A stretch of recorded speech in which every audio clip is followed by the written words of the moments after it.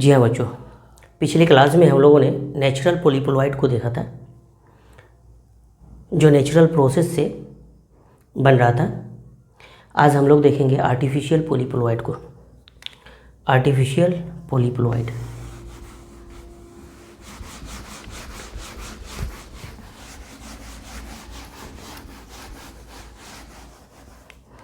Natural हमारा हो गया है, आर्टिफिशियल पॉलीप्लोइड को देखेंगे।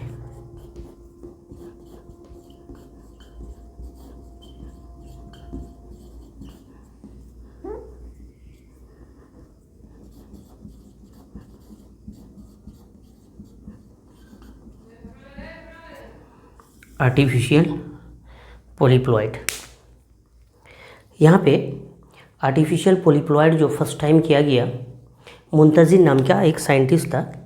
उन्होंने मैनमेड क्रोप ट्राइटिकल का यूज़ किया। फर्स्ट मैनमेड क्रोप ट्राइटिकल का यूज़ किया, ट्राइटिकल का फॉर्मेशन किया। First man made crop by Muntzing, किसका? आर्टिफिशियल पॉलीप्लोइड में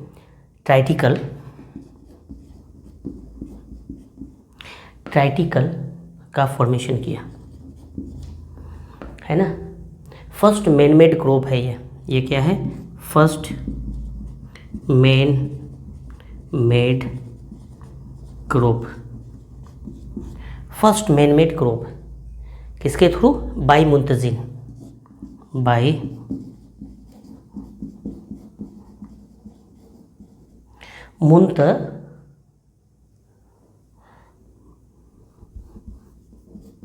मुंतजिन, इस तरह से, है ना।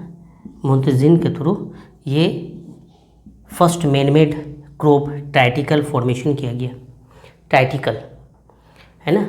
ये हेक्साप्लोइड कंडीशंस में भी हेक्साप्लोइड भी होगा और ऑक्टाप्लोइड भी होगा। इन्होंने हेक्साप्लोइड ट्राइटिकल और ऑक्टाप्लोइड ट्राइटिकल का भी फॉर्मेशन किया। देखो ये मुंतजिन ने क्या किया, हेक्सा एंड ऑक्टाप्लोइड, हेक्साप्लोइड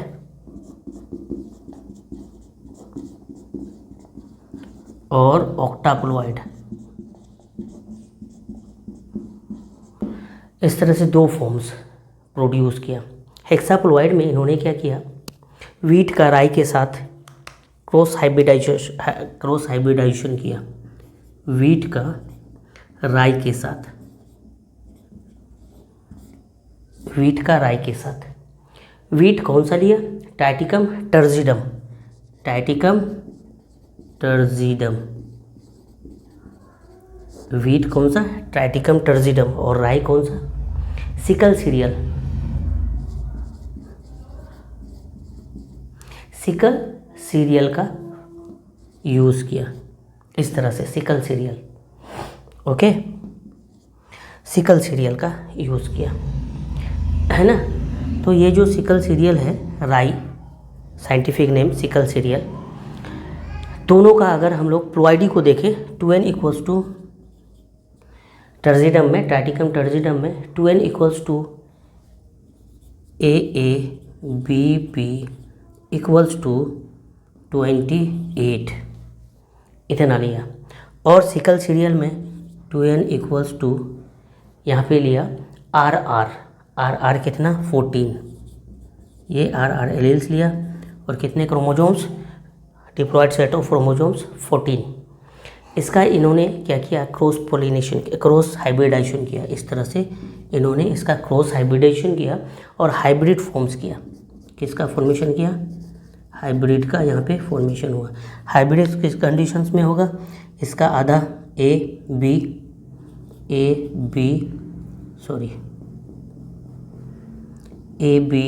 और इधर से आधा R, ये जीनोटाइप्स होगा हाइब्रिड का। और ये कैसा होगा? स्टेराइल होगा। 2n इक्वल्स टू 21 और ये कैसा होगा? स्टेराइल होंगे। ये कैसा होगा? स्टेराइल होगा, ओके। पीछे थोड़ा सा,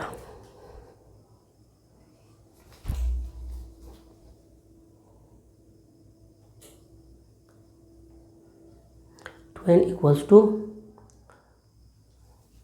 21, इस तरह से,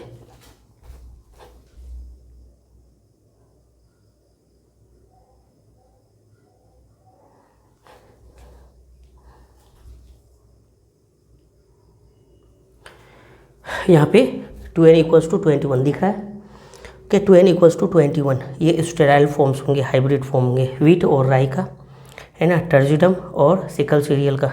हमारा जो हाइब्रिड फॉर्म्स होता है ABR 2n=23, इधर से भी आधा, इधर से भी आधा, इधर से भी आधा, तो ये स्टेराइल फॉर्म्स हमारा फॉर्म्स होता है। इसका क्या होता है, डुप्लीकेशन ऑफ क्रोमोजोम्स होता है, कोल्चिसिन केमिकल सब्सटेंस होता है यहाँ पे प्रोड्यूस होता है। इस हाइब्रिड का क्या होता है, इस तरह से क्या होता है, डुप्लीकेशन ऑफ क्रोमोजोम्स होती है।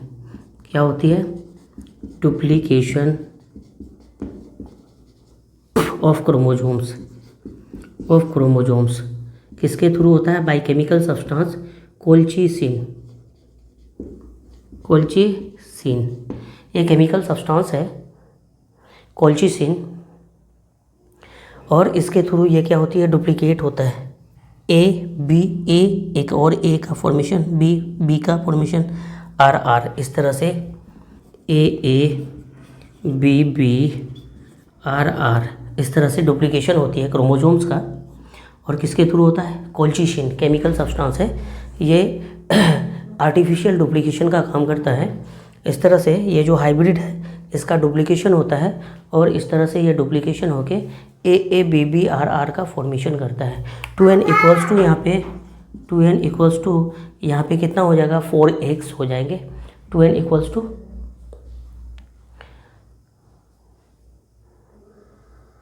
बेसिक सेट ऑफ क्रोमोजोम्स होगा, 2 2 4 2 6 हो जाएंगे, तो 6x = 7 14 7 के साथ छोटे 42 42 क्रोमोजोम्स इस तरह से हो जाएंगे, है ना। 2n diploid sets of chromosome 46, या फिर बेसिक सेट ऑफ क्रोमोजोम 7 7 7 7 7, है ना।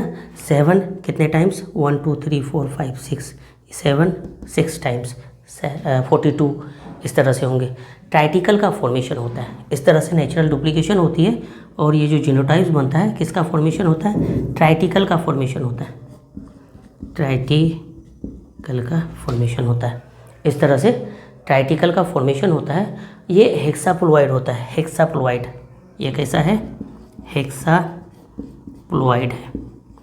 ये कौन सा कंडीशंस हुआ हमारा, हेक्साप्लॉइड कंडीशंस हुआ, 6x हेक्साप्लॉइड। अब यहाँ पे ये हमारा ये जो हाइब्रिड था स्टेराइल था, 2 सेट्स ऑफ क्रोमोजोम्स आ गया, that means homologous pairs of chromosomes आ गए।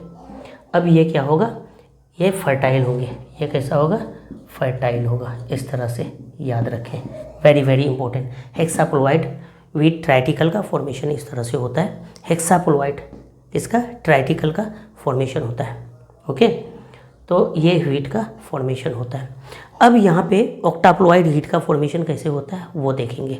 सेकंड हम लोग का कौन सा कंसेप्ट है, ऑक्टाप्लॉइड का, तो इस कंसेप्ट को देखेंगे कि ऑक्टाप्लॉइड वीट का फॉर्मेशन कैसे होता है। यहाँ पे भी वीट और राई को क्रॉस किया जाता है। यहाँ पे भी ऑक्टाप्लॉइड के लिए भी वीट और राई का क्रॉस किया जाता है। वीट का जो नस्ल लिया जाता है ट्राइटिकम एस्टिवम, यहाँ पे टर्जिडम लिए थे, हेक्साप्लॉइड बनाने के लिए टर्जिडम लिए थे वीट का वैरायटी। यहाँ पे ऑक्टाप्लॉइड के लिए वीट की वैरायटी कौन सा लेंगे, ट्राइटिकम, टर्जिडम नहीं लेंगे, ट्राइटिकम एस्टिवम लेंगे। क्या लेंगे, ट्राइटिकम एस्टिवम, ट्राइटिकम एस्टिवम लेंगे, है ना, वीट का। और राई का सिकल सीरियल लेंगे।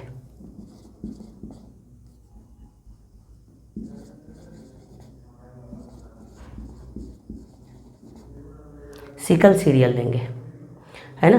ट्राइटिकम एस्टिवम लेते हैं, diploid sets of chromosomes equals to, यहाँ पे कितना होता है, AABB DD, इस तरह से। ये हम लोग ट्राइटिकम एस्टिवम के लिए यह टेट्राप्लॉइड है, 3 sets, 1 set 2 set 3 set of chromosomes है ना। तो इस तरह से यहाँ पे ये set of chromosomes equal to कितना होगा, 7 चौक 28, 7 चौक 28, 7 42, 42 क्रोमोजोम्स होंगे। 2 सेट्स ऑफ क्रोमोजोम्स कितने होंगे, 42 होंगे। सिकल सीरियल्स के लिए अगर हम लोग बात करें तो सिकल सीरियल्स का कंडीशंस क्या होगा, 2n = R R equals to 7 to 14। इस तरह से क्रोमोजोम्स होंगे, 14 क्रोमोजोम्स होंगे। अब यहाँ पे दोनों का क्रॉस हाइब्रिडाइजेशन होगा इस तरह से। ये आर्टिफिशियल हाइब्रिडाइजेशन होता है, हम लोगों ने पहले भी देखा।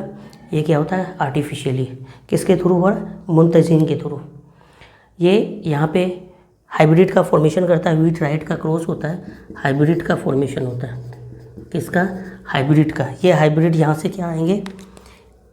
इनमें से एक, इनमें से एक, इनमें से एक और यहाँ में से एक। तो इस तरह से हमारा ये फॉर्मेशन जो होगा, non homologous chromosomes hybrid form sterile होंगे। कैसा होगा? स्टेराइल होगा। और यहाँ पे 2n इक्वल्स टू 7 दूनी 14 7 21 7 28 28। और ये कैसा होगा? स्टेराइल होगा।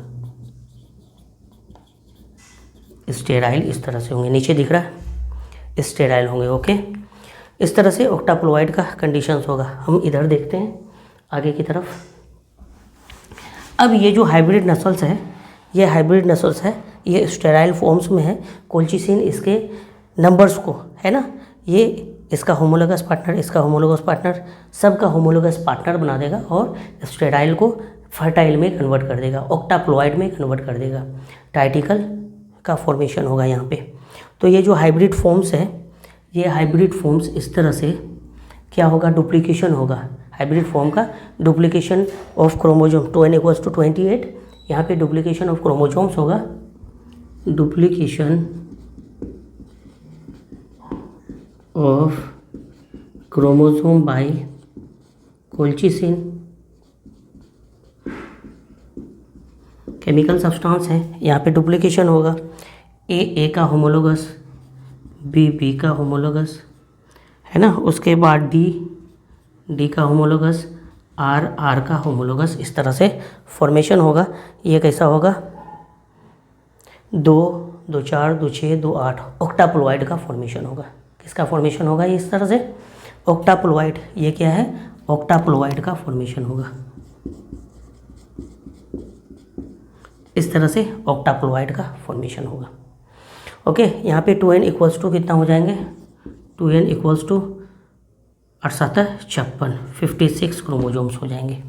2n equals to 56 chromosome. इसी वैरायटी को बोलते हैं ट्राइटिकल, जो फर्टाइल होता है, ट्राइटिकल।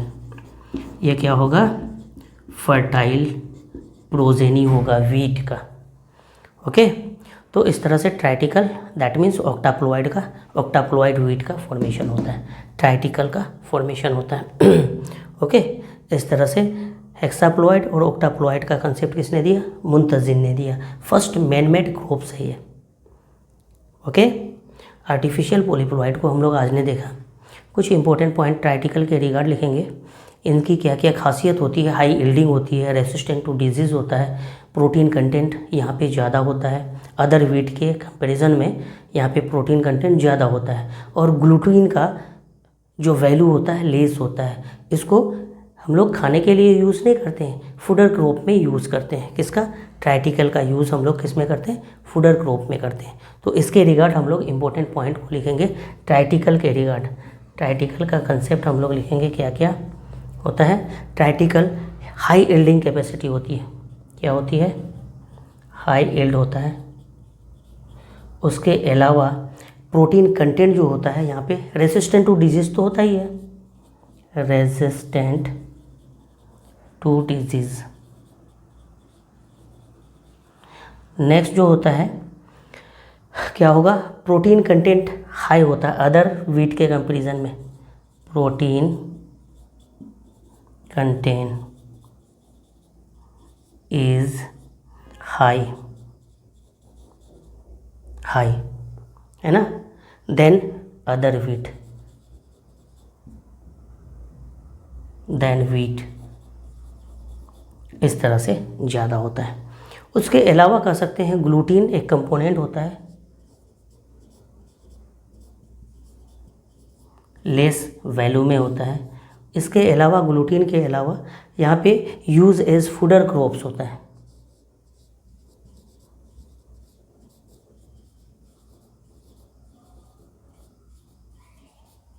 ये सारी क्वालिटी होगी ट्राइटिकल का। High yielding capacity, resistant to disease, protein content is high than wheat, gluten content less, use as a fodder crop, याद रखेंगे।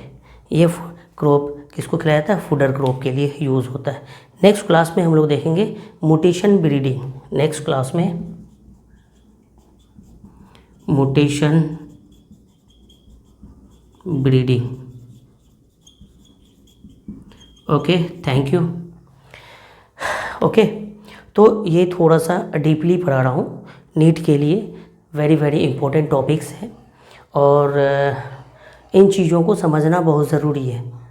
आगे भी हमारा फर्दर ये डीपली हो जाता है, कोई नहीं, तो एक बार देखना ज़रूरी है कि किस तरह से हमारा हेक्साप्लोइड, ऑक्टाप्लोइड है ना, मैनमेड क्रॉप्स का, वीट का फॉर्मेशन होता है और किसके साथ किसका हम लोग फर्टिलाइजेशन करते हैं। इसके साथ साथ हम लोग की स्टडी नीट के लिए जो होना है, नीट के लिए कंटिन्यूस 10 घंटा अगर डेली पढ़ रहे हैं सेल्फ स्टडी तो डेली पढ़ना है।